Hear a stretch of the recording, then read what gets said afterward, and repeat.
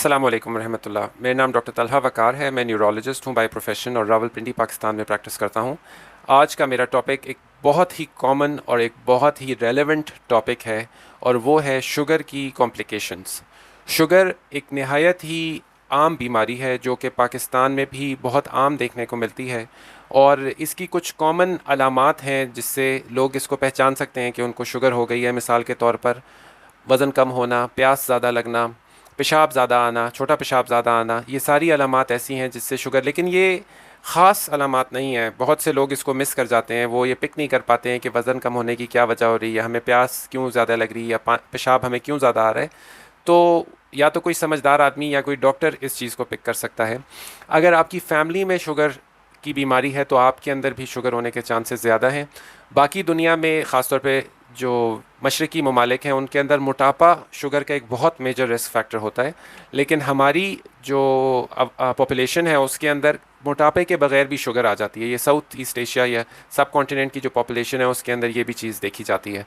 Sugar एक तो इन अलामात से पहचानी जा सकती है, दूसरा उन कॉम्प्लिकेशन से पहचानी जाती है जो कि शुगर की वजह से पेश आती हैं, और बहुत से लोग और डॉक्टर साहिबान उन कॉम्प्लिकेशन से ज़्यादा वाकिफ़ होते हैं जो कि शुगर अगर कुछ अरसे हो जाए तो उसकी वजह से पेश आती हैं।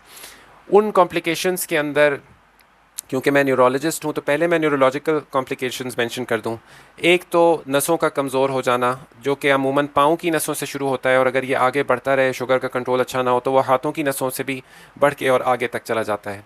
फिर उसके बाद जो रेयरली कभी ऐसा हो सकता है कि जो गर्दन के मोहरों में नसें आगे बाजू या टांग की तरफ कमर के मोहरों से जाती हैं वो भी कमज़ोर हो सकती हैं, लेकिन ये पॉलीन्यूरोपैथी की निस्बत काफ़ी अनकॉमन या कम नज़र आने वाली चीज़ है। फिर उसके बाद शुगर के मरीज़ों के अंदर फालिज का ख़तरा बढ़ जाता है अगर प्रॉपरली उनकी शुगर कंट्रोल ना हो, और दीगर जो रिस्क फैक्टर्स हैं जैसे ब्लड प्रेशर और कोलेस्ट्रॉल और सिगरेट की इस्तेमाल वगैरह भी मौजूद हो। ये तो हुई मेन न्यूरो की कॉम्प्लिकेशन जो शुगर के मरीज़ों में पेश आती हैं। फिर उसके बाद ऊपर से शुरू करते हैं, जो आँख का पर्दा है उसकी कमज़ोरी वाक़ई हो सकती है, जिसे हम रेटिनोपैथी, डायबिटिक रेटिनोपैथी कहते हैं। उसकी वजह से नज़र जाने का ख़तरा होता है। फिर उसके बाद शुगर के मरीज़ों में अक्सर जो आँख के पट्ठों की नसें होती हैं तीन, जो कि ऑक्यूलोमोटर नर्व, उसके बाद फोर्थ नर्व और सिक्स्थ नर्व, उसके अंदर भी कमज़ोरी पेश आ सकती है, और उसकी वजह से डबल विजन कुछ अरसे के लिए हो सकता है, जो अमूमी तौर पर अगर आपकी शुगर कंट्रोल हो जाए उसके बाद तो तकरीबन 2 से 3 महीने के अंदर ठीक हो जाता है। फिर उसके बाद शुगर जो है वो हार्ट की प्रॉब्लम्स, हार्ट अटैक, दिल का दौरा होने के रिस्क को बढ़ा देती है।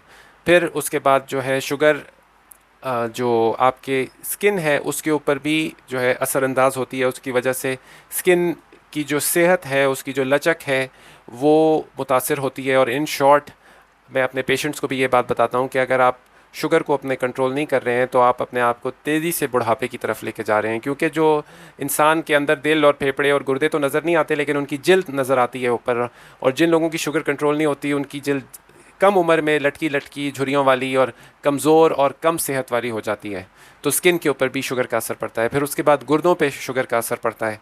गुर्दे कमज़ोर होने की वजह से बहुत सारे पेशेंट्स जो हैं वो डायलिसिस पे आ जाते हैं, और अगर डायलिसिस पे ना भी आएँ तो उससे पहले की जो क्रॉनिक किडनी डिजीज़ होती है उसकी अलामतों का शिकार रहते हैं, जिसमें कमज़ोरी, नकाहत, फिर उसके बाद वीकनेस, ये सारी चीज़ें इसकी अलामात हो सकती हैं। आंत के ऊपर, मैदे के ऊपर भी शुगर का असर पड़ता है, जिसे हम डायबिटिक गैस्ट्रोपरेसिस कहते हैं, कि चंद निवालों के साथ ही जो मैदा है वो ऐसा महसूस होता है जैसे भरा भरा है, और लोगों की भूख कम हो जाती है, मर जाती है, वो प्रॉपर खुराक नहीं इस्तेमाल कर सकते, नहीं कंज्यूम कर सकते। तो आंत के ऊपर भी इसका असर है। फिर उसके बाद जो नसें हमारे उज़्व तनासुल को सप्लाई करती हैं उसकी वजह से भी जिनसी कमज़ोरी बहुत से पेशेंट्स में, मर्द हजरात में पेश आ जाती है, जो कि काफ़ी ज़्यादा उनके लिए तकलीफ़ का बायस होती है। तो शुगर के कंट्रोल ना करने से जिनसी कमज़ोरी भी अक्सर मर्द हजरात के अंदर वाक़ई हो जाती है। फिर उसके बाद जोड़ों में कमज़ोरी, हड्डियों में कमज़ोरी, क्योंकि शुगर ऐसी चीज़ है कि जो जिस्म के हर उज़्व को जिसकी तकरीबन ज़रूरत होती है, तो जब शुगर ज़्यादा होती है तो उसका इफ़ेक्ट या नुकसान भी जिस्म के हर उज़्व पे, हड्डियों पर, जोड़ों पर, पट्ठों पर, नसों पर, जो पट्ठों को हड्डी से जोड़ते हैं, टेंडन्स, उनके ऊपर, नाखूनों के ऊपर, हर चीज़ के ऊपर होती है। हत्ता कि दिमाग की जो बारीक रगें हैं वो भी शुगर के मरीज़ों में ज़्यादा डैमेज होती हैं। उसकी वजह से जो जहन की चुस्ती है, जो इंटेलिजेंस है, यादाश्त है, वो सब चीज़ें कमज़ोर होती हैं। और एक चीज़ होती है जिसे हम वैस्कुलर डिमेंशिया कहते हैं, जो कि अमूमन उन लोगों में पेश आती है जो कि जिनमें sugar, blood pressure, cholesterol, cigarette smoking, vape smoking, ये सारी चीज़ें मौजूद हों। तो कोई भी जिस्म का ऐसा उज़्व नहीं है जो कि शुगर कंट्रोल ना होने की वजह से डैमेज ना होता हो। और इसीलिए जब भी आपको शुगर का अंदाज़ा हो जाए तो आपको बिल्कुल भी इस चीज़ में सुस्ती नहीं करनी चाहिए कि आप शुगर को कंट्रोल करें। वो कंट्रोल अपनी खुराक के ज़रिए भी हो सकता है और अमूमी तौर पर दवा की ज़रूरत पड़ती है। कुछ लोग मैं देखता हूँ कि उनकी शुगर 400-500 होती है और वो कहते हैं जी हम शुगर का एक दाना भी नहीं लेते हैं, लेकिन शुगर फिर भी उनकी 400-500 रहती है।